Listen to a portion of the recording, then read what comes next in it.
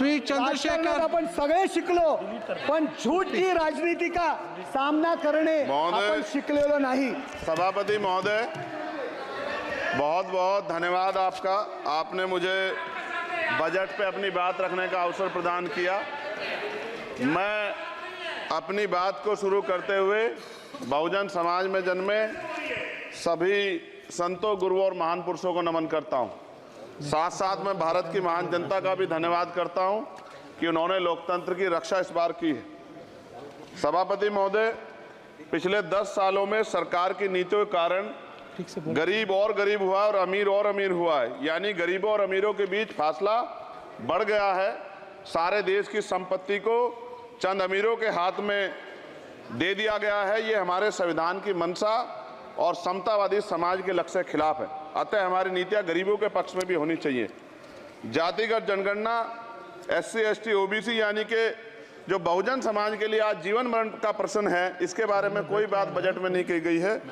इसके बाद जनसंख्या के अनुपात में बहुजन समाज को सभी क्षेत्रों में हिस्सेदारी मिलनी चाहिए, तभी बाबा साहब अम्बेडकर का जो सपना है समतामूलक समाज का, वो पूरा होगा। महोदय, एक ऐसा विकसित भारत है जिसमें आज भी सफाई कर्मचारी को पक्की नौकरी नहीं मिल रही है और उसको गटर में उतरने के लिए मजबूर किया जा रहा है। उनके लिए कोई अलग से बजट नहीं है। बजट बन सकता है अगर सरकार चाहे। SC, ST को जो सब प्लान मिलता था, SPC का जो पैसा मिलता था, वो बजट से हटा दिया गया है। साथ साथ देश के स्तर पर आशा, आंगनबाड़ी, भोजन माता, ग्राम सेवक, PRD जवान, होमगार्डों के मानदेय में बढ़ोतरी नहीं हुई है। ऐसा कुछ भी नहीं दिख रहा है कि उनके जीवन में खुशहाली आ जाए। इनका मानदेय बढ़ना चाहिए। विधवा, वृद्धा, विकलांग पेंशन प्रत्येक महीने 500 रुपए से बढ़ाकर 5000 रुपए की जानी चाहिए, क्योंकि महंगाई बढ़ रही है। देश में प्रधानमंत्री जन कल्याण योजना के तहत SC, ST, OBC और मुस्लिम को कितने घर दिए गए, इसका कोई आंकड़ा सरकार के पास नहीं है।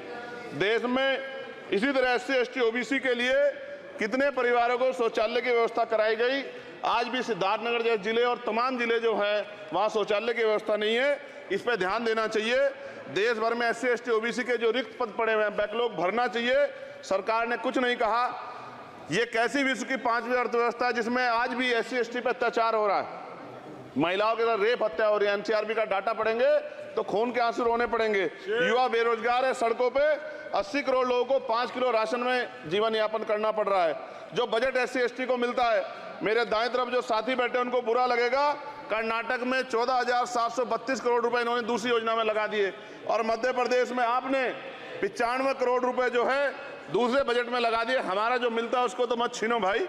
MSP की लीगल गारंटी कोई बात नहीं हुई है। किसानों को जो 6,000 रुपए मिलते हैं उसको बढ़ा के 12,000 रुपए करना चाहिए और फसल बीमा जो है उसका सारा प्रीमियम सरकार भरे, किसानों पर बोझ ना लगे। रिजर्वेशन प्रमोशन में लागू नहीं किया गया, पुरानी पेंशन को बहाल नहीं किया गया, इस पर चर्चा नहीं हुई। देश में मनरेगा समय न्यूनतम मजदूरी की दर 700 रुपए होनी चाहिए। समान काम समान वेतन पॉलिसी लागू होनी चाहिए। जो रसोई की चिंता करते हुए 500 रुपए प्रति सिलेंडर से ज्यादा के दाम नहीं होने चाहिए, जो महिलाओं को राहत मिल सके। बिजली के दामों में भी कमी होनी चाहिए।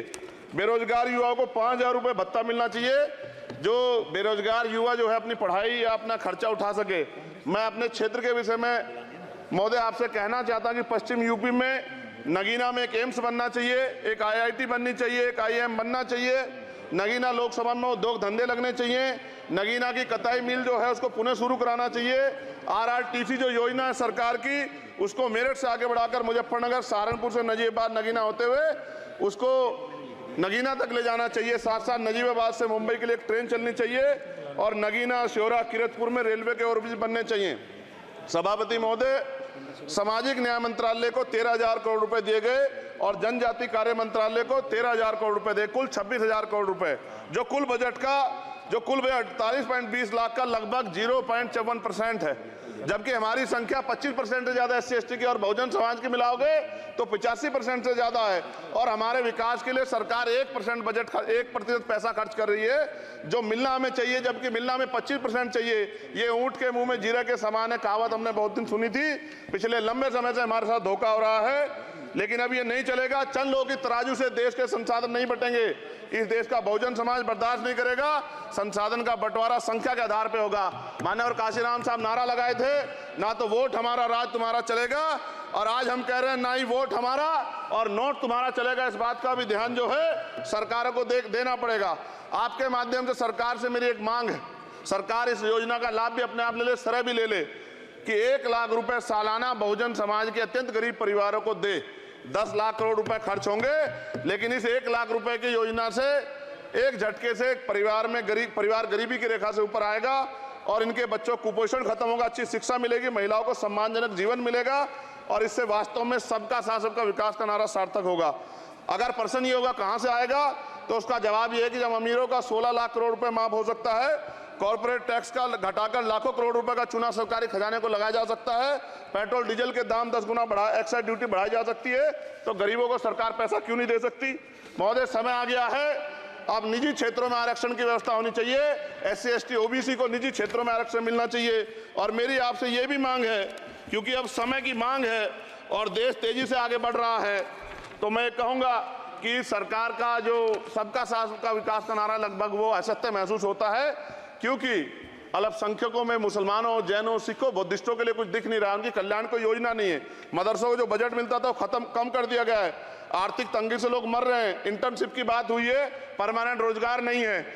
और दिल्ली में क्या हुआ बच्चों के साथ कल, उनकी सुरक्षा की जिम्मेदारी क्या है, वो आए तो बनने थे IAS IPS और बन क्या गए, लाशें बन के गए, यहाँ से कोई ध्यान नहीं दे रहा है, किसी की नजर नहीं है।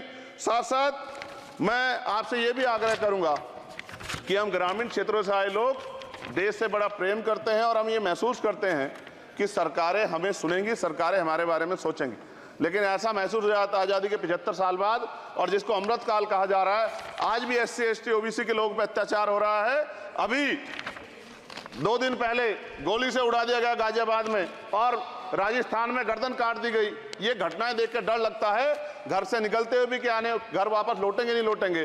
तो मेरा सरकार से आग्रह है, अगर आज़ादी के 75 साल बाद भी हमारी हत्या हो रही है, तो हमारी मां को भी दर्द हुआ होगा जब उसने हमें पैदा किया हो, हमारी बहनों को भी हमारे खोने का दर्द होता होगा। कैसी कानून व्यवस्था है आपकी, सब कुछ है आपके पास, फिर भी जो है महिलाओं पर रेप नहीं रोक पा रहे हो, हत्याएं नहीं रोक पा रहे हो, गरीबों, दलितों, पिछड़ों, किसानों, मजदूरों की जान नहीं बचा पा रहे हो। किसान सुसाइड कर रहा है, नौजवान सुसाइड कर रहा है, और बड़ी बड़ी बातें होती हैं, इधर भी अच्छे लोग हैं, इधर भी अच्छे लोग हैं, लेकिन अच्छाई तब होगी जब जमीन पे भी कुछ काम दिखाई देगा। और जमीन पे महोदय कोई काम दिखाई नहीं दे रहा है। जब कोई योजना की बात आती है तो सरकार हमसे मुंह मोड़ लेती है। आप बताइए, एजुकेशन का बजट कम कर दिया, हेल्थ का बजट कम कर दिया। मैं अपने क्षेत्र में गया तो आप विश्वास कीजिए, डॉक्टर नहीं है, स्कूल में मास्टर नहीं है, और कोई भर्ती ऐसी नहीं जिसका पेपर लीक नहीं होता है।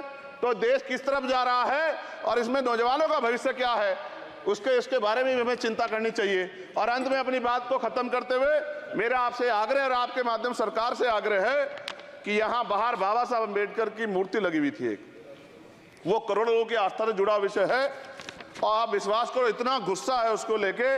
मेरी आपके माध्यम से मैं हाथ जोड़ता नहीं हूं, लेकिन मैं हाथ जोड़ के आपसे आग्रह कर रहा हूं कि प्रधानमंत्री जी, सरकार से हमारी आग्रह कि वो अम्बेडकर वादियों के सम्मान का ध्यान रखते हुए, उनके जो है दिल की पीड़ा को समझते हुए, उनके दर्द का ध्यान रखते हुए उस मूर्ति को पुनः स्थापित करा दीजिए। अगर इसमें कोई राजनीतिक कारण अलग बात है, लेकिन मैं कंक्लूड कर रहा हूं। मगर मैं आपसे कहना चाहता हूं, इसमें बहुत गुस्सा है। जिस दिन अम्बेडकरवादी गुस्सा हो जाएगा, वो फिर इस सरकार को जो 24 में आ गई है, वो आने वाले चुनाव में ऐसा सबक सिखाएगा कि दोबारा पलट के नहीं देख पाओगे। तो मैं आपका धन्यवाद करता हूं, और मुझे विश्वास है कि सरकार मेरी बातों पे गौर करेगी और गरीबों के बारे में सरकार सोचेगी, गरीबों को आगे बढ़ने के अवसर प्रदान होंगे। धन्यवाद।